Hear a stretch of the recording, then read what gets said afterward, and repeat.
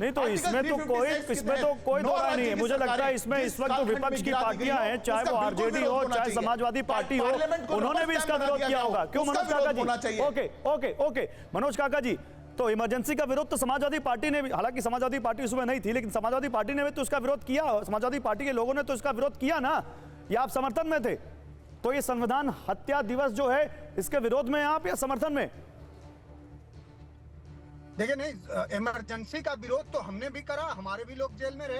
हाँ। जब भी लोकतंत्र और लोकशाही के खिलाफ कोई कुकृत्य होगा तो उसका विरोध समाजवादियों ने हमेशा किया है। और आपका ये तथ्य गलत है कि उस समय समाजवादी पार्टी नहीं थी। हाँ। समाजवादी पार्टी थी, उसका नाम समता पार्टी था। नहीं, मैं आज की समाजवादी पार्टी की बात कर रहा हूँ भाई, नाम कुछ और होगा। ठीक है, ये समाजवादियों का समाजवादी तो रहे ही उस समय, बिल्कुल रहे। बीजेपी भी नहीं थी, बीजेपी का भी कोई और हाँ, नहीं थी। जनसंघ। हाँ, बात जो है, हम लोग हमेशा जो संविधान के खिलाफ, जो संविधान सम्मत, जो मानवता और इंसानियत के पक्ष में जो कार्य नहीं है, उसका पुरजोर समाजवादियों ने विरोध किया। ठीक है। लेकिन सवाल यह है कि आज के दौर में नरेंद्र मोदी की सरकार में और उनके कीर्तन गाने वाले प्रवक्ताओं के सामने लोकतंत्र का सिर्फ लिखित नहीं, व्यवहारिक रूप से हत्या हो रही है और नरेंद्र मोदी उस पर चुप रहते हैं। लोकतंत्र का समूची हत्या मणिपुर में हुआ, माताओं बहनों को नंगा घुमाया गया। नरेंद्र मोदी, क्या लोकतांत्रिक व्यवहार और डेमोक्रेसी यही है कि आप मास्को जाएंगे और मणिपुर नहीं जाएंगे? उस पर बात नहीं कर। आज पूरे देश में जो बेरोजगारी की विभीषिका है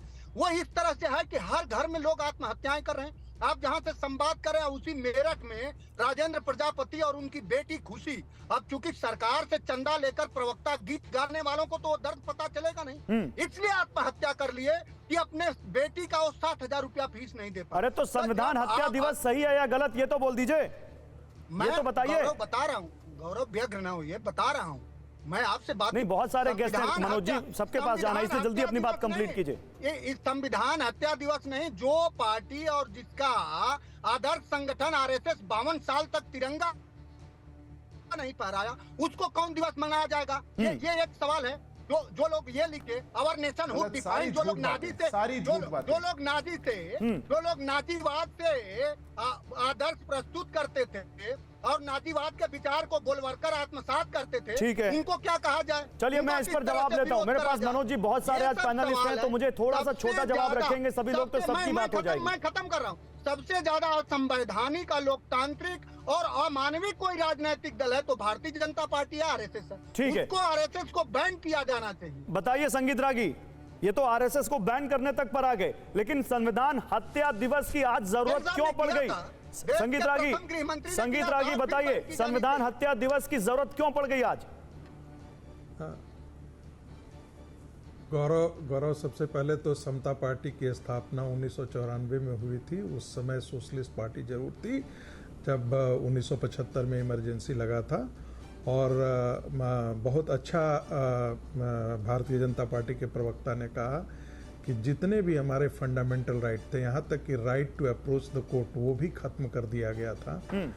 62 लाख लोगों की फोर्सफुली नसबंदी कर दी गई थी। और अब पूछा जा रहा है कि क्यों लाया गया, तो ये इसके दो अर्थ हैं। एक तो नरेंद्र मोदी की सरकार ये प्रतिबद्धता जता रही है कि कोई भी इस प्रकार का जो तानाशाह है, श्रीमती इंदिरा गांधी जैसी तानाशाह, इस देश का लोकतंत्र उसे बर्दाश्त नहीं करेगा। और जो कुकर्म श्रीमती गांधी ने, मैं कांग्रेस पार्टी को गांधी परिवार से अलग कर रहा हूं, गांधी परिवार ने सत्ता के लिए जिस दुष्कर्म को किया, उस पाप को इस देश का मानस अपने मानस पटल से कभी नहीं भूलना चाहिए। वो हमेशा याद दिलाते रहना चाहिए कि किस प्रकार का दुराचार, किस प्रकार का अत्याचार, किस प्रकार की बर्बरता बिना कारण बोलने के लिए, लिखने के लिए और कहने के लिए, इन तीनों की बातों के लिए जिसको उठा करके और बिना कारण बताया जिसको जेल में ठूस दिया जाता था, वो ऐसा अत्याचार इस देश ने देखा था।